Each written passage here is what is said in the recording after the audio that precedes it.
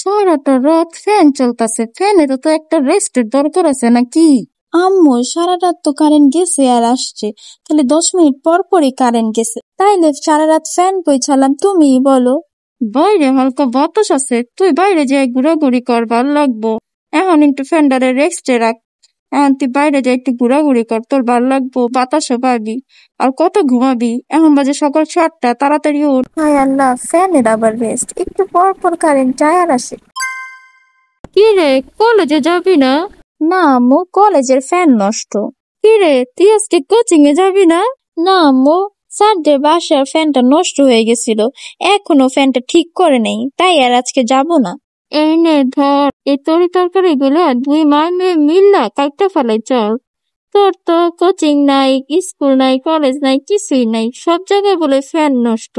তাইলে আমগো বাড়িতে তোর ফ্যান নষ্ট না, চল ফ্যানটা ছাইরা তারপর আমরা এই তরি তরকারি কাইটা তারপর রান্না বহাই দিই। এই সারাটা দিন ফ্রিজের মধ্যে কি করস? মা, আমরা একটা এসি কিনে ফেলি, তাইলে তো আর এত গরম লাগে না। তাড়াতাড়ি গোসল কর, তাইলে গরম কম লাগবো। আফা কইলো ঘরটার একটু ঝাড়ু দিয়া দিতে।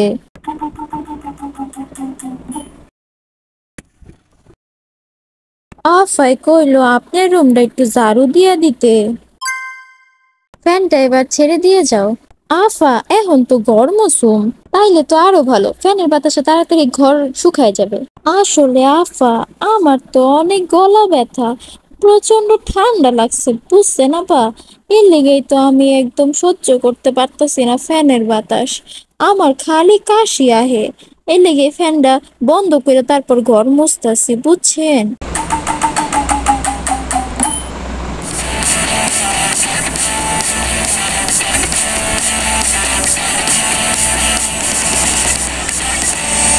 আফা, আমার কাম শেষ, এবার আপনি বাতাস খান। হায় আল্লাহ, কারেন্ট গেছে গা।